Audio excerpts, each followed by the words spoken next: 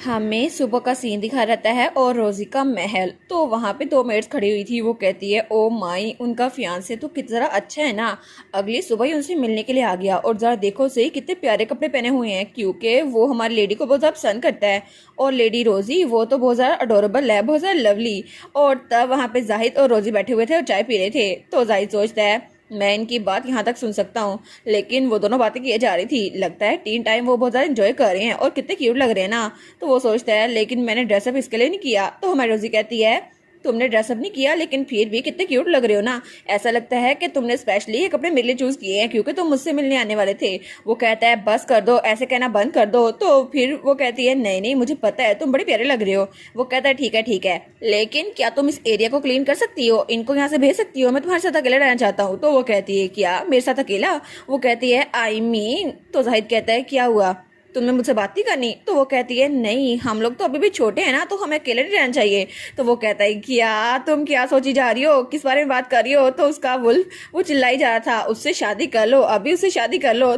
और जाहिद तो खड़ा हो गया था। वो कहता है क्या बोली जा रही हो तुम? और उसका वुल्फ वो तो वुफ किए जा रहा था। तो हमारी रोजी को उसकी बात समझ आ रही थी। तो रोजी कहती है हम लोग तो अभी बच्चे हैं ना, लेकिन अगर यहाँ पे आग लग गई या कुछ मसला हो गया तो किसी बड़े को यहाँ पर होना चाहिए, और अगर कोई इमरजेंसी की सिचुएशन हुई तो किसी अडल्ट को यहाँ भी होना चाहिए, क्योंकि हम लोग तो बच्चे हैं ना, हम लोग चीजों को हैंडल ही कर सकते हैं। तो वो कहता है क्या, और वो बेचारा तो एम्बेरस हो गया था, उसकी वजह से ब्लश कर रहा था। वो कहता है ठीक है, मुझे तुमसे सीक्रेट में बात करनी थी ताकि कोई हमारी बात ना सुन सके। तो रोजी कहती है अच्छा, तो तुम्हें शुरू से ये कहना चाहिए था, मैं तो कुछ और समझ रही थी, लेकिन ऐसा लगता है कि तुम्हारे अंदर बहुत ज्यादा गुस्सा भरा हुआ है। वैसे कोई बात नहीं, मैं लोगों के साथ बात करने में अच्छी हूँ, मेरे ग्रैंडपा और ब्रदर भी ऐसे ही हैं।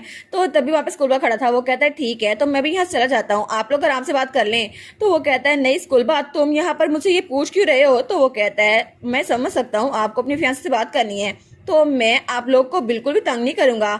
और वैसे भी अगर यहाँ पर लॉर्ड यूलेन आ गए ना तो उसकी रिस्पॉन्सिबिलिटी नहीं ले सकता मैं, वो आपके साथ क्या करेंगे मुझे खुद नहीं पता।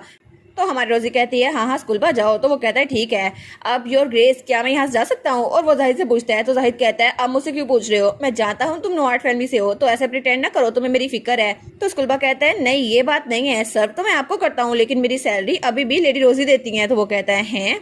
और उसके थोड़ी देर बाद मेड्स और स्कूलबा वो दरवाजे के पार खड़े थे और हमारी रोजी और जाहिद वहाँ पे अकेले थे। तो रोजी कहती है अच्छा मुझे बताओ कौन सा सीक्रेट है जो तुम अपनी फियांसे से शेयर करना चाहते हो?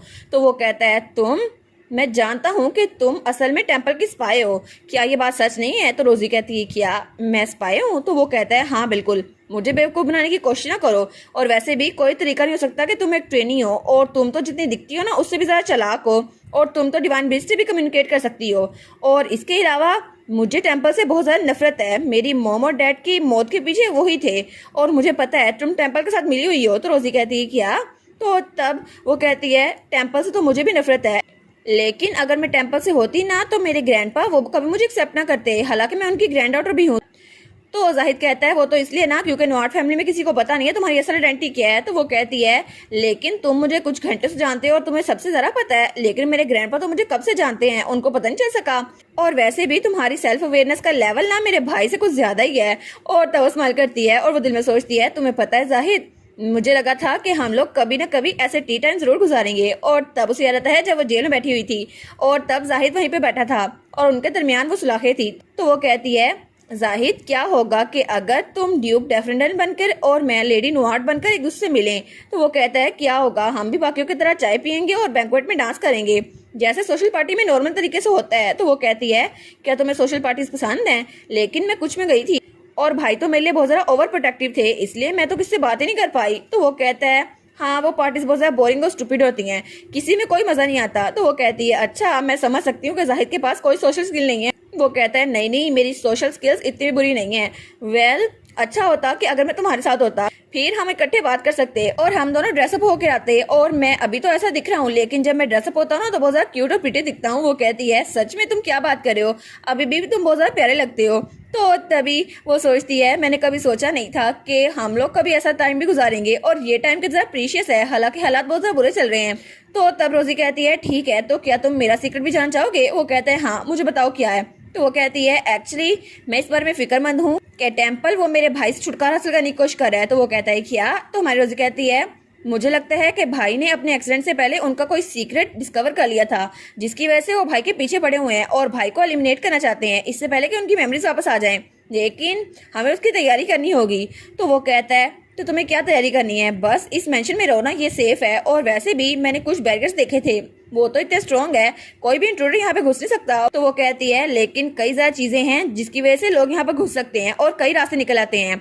तो वो कहता है अच्छा, मैंने सुना था वो नेस्टी वुमेन है ना जिसकी बात तुम पहले कर रही थी, मैंने सिचुएशन के बारे में सुना था, रफली मुझे पता है। वो कहती है हाँ बिल्कुल, वो मेरे भाई की लवर बन के आई है, लेकिन मुझे लगता है वो झूठ है क्योंकि वो टेम्पल से आई है। और इसके अलावा वो इस वक्त यहाँ पर क्यों आई है जब फुल मून होने वाला है, और जैसे ही फुल मून आएगा तब सबकी होली पावर बिल्कुल वीक हो जाएगी। तो वो कहता है क्या तुमने कहा आज की रात फुल मून होने वाला है? वो कहती है हाँ होने तो वाला है। तो वो कहता है तो क्या मतलब ये ब्लैक मैजिक हो सकता है? और तब वो बताता है ब्लैक मैजिक सिर्फ फुल मून की रात को सही एक्टिवेट होता है जब होली पावर बहुत ज़्यादा वीक होती है, और किसी को भी इसके जरिए मारा जा सकता है और उसका एविडेंस कुछ नहीं बचेगा। तो जाहिद कहता है तुम्हारी फैमिली में हर कोई टेम्पल से नफरत करता है और अगर कुछ हो गया तो टेम्पल वो पहला सस्पेक्ट होगा, लेकिन आखिर वो ऐसा ही तरीका इस्तेमाल करेंगे जिसकी वजह से कोई ट्रेस ना बचे। तो हमारी सोचती है क्या लेकिन जाहिद के पेरेंट्स को भी डार्क मैजिक नहीं मारा था? तो रोजी कहती है तुम्हें ब्लैक मैजिक के बारे में बहुत ज्यादा कुछ पता है। वो कहता है हाँ आम लोगों से जरा ही पता है। और वो सोचती है लेकिन फिर भी एक प्रीस्ट जो ब्लैक मैजिक यूज करती हो ये बात तो कोई सेंस नहीं बनाती। लेकिन आज की रात तो फुल मून की नाइट होने वाली है, तो क्या पता सिसार यहाँ पर इसलिए रुकी है ताकि हाई प्रीस्ट की क्लोज एड वो यहाँ पर आके मेरे भाई के लिए कुछ कर सके। और तब वो कहती है नहीं ऐसा नहीं हो सकता। और वो खड़ी होती कहती है जाहिद क्या तुम आज रात मेरे मेंशन में रुकोगे? तो वो कहता है क्या? वो कहती है मुझे बहुत ज्यादा टेंशन हो रही है, मुझे लगता है कि आज रात कुछ होने वाला है जिसकी वजह से डार्क मैजिक यूज होगा, तो क्या तुम मेरी हेल्प कर सकते हो मेरी भाई की जान बचाने में? तो जाहिद उसके देखता है तो वो कहता है सर्विलेंस। तो वो कहती है क्या सर्विलेंस? वो कहता है हाँ बिल्कुल, मैं तुम पे नजर रखने वाला हूँ और हम लोग इकट्ठे नहीं रहने वाले, मैं सिर्फ यहाँ पर हूँ ताकि तुम्हारी हेल्प कर सकूँ क्योंकि तुमने मेरी हेल्प की थी। तो वो कहती है जाहिद, और पीछे से उसका वुल्फ फिर से चलाई जा रहा था शादी कर लो उसे, शादी कर लो, तुम दोनों कितने क्यूट हो ना। लेकिन तभी दरवाजा खुलता है और वहां से यूलियन आ रहा था। तो मेड उसको रोकती है। वो कहती है लॉर्ड यूलियन, लेडी रोजी ने कहा है कि वो अपने फियांसे से अकेले बात करना चाहती हैं। तो वो कहता है क्या मतलब 11 साल के बच्चे आपस में एंगेज हो रहे हैं, ये कैसी एंगेजमेंट हुई? मुझे उससे बात करनी है, मेरी बहन है वो। तो हमारी रोजी सोचती है ये तो आज पहले जरा जल्दी उठ गए, पहले तो सोए रहते देर तक।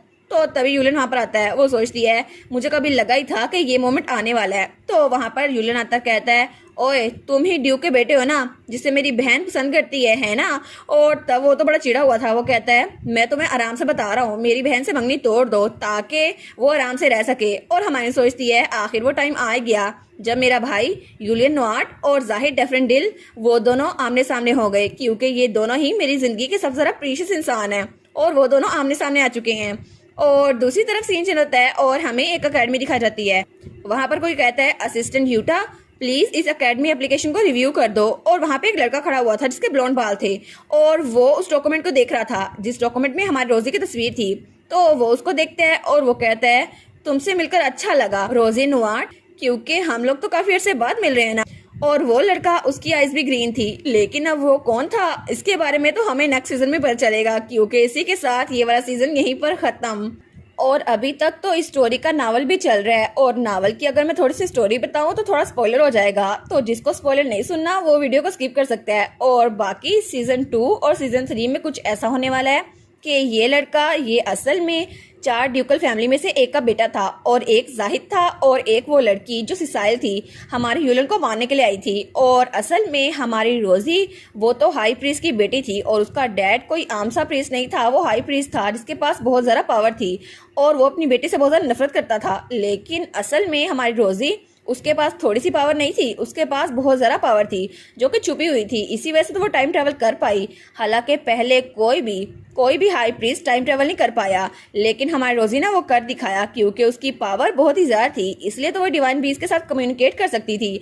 और आगे जाकर यूलियन वो तो उसके साथ अच्छे से रहेगा और जाहिद उसको भी अपनी यादें अच्छे से याद आ जाएंगी और फिर वो अकेडमी ज्वाइन करेंगे और आगे उनकी स्टोरी तो बहुत ज़्यादा स्मूथली चलने वाली है और एंड तो बहुत ज़्यादा हैप्पी होने वाला है। लेकिन सेकंड सीजन और थर्ड सीजन जब आएगा मैं उसको तब एक्सप्लेन कर दूंगी। और अभी तक ये मानवा इसको ऑथर ने पब्लिश ही नहीं किया, अभी तक सिर्फ नावल आया है। तो चले आपको मिलते हैं नेक्स्ट सीजन में, तब तक के लिए अपना ख्याल रखिएगा। और अभी तक इस पूरे मानवा में से सीजन 1 में से आपका फेवरेट कैरेक्टर कौन सा था? मेरा तो एथन था, हमारी रोजी का कजन। कज़न, जो कि जल्द ही आर्चमेज बनने वाला है। और आपका फेवरेट कैरेक्टर कौन सा था, प्लीज़ मुझे कमेंट में बताइएगा। और वीडियोस को लाइक ज़रूर कर दिया करें और चैनल को सब्सक्राइब कर दें।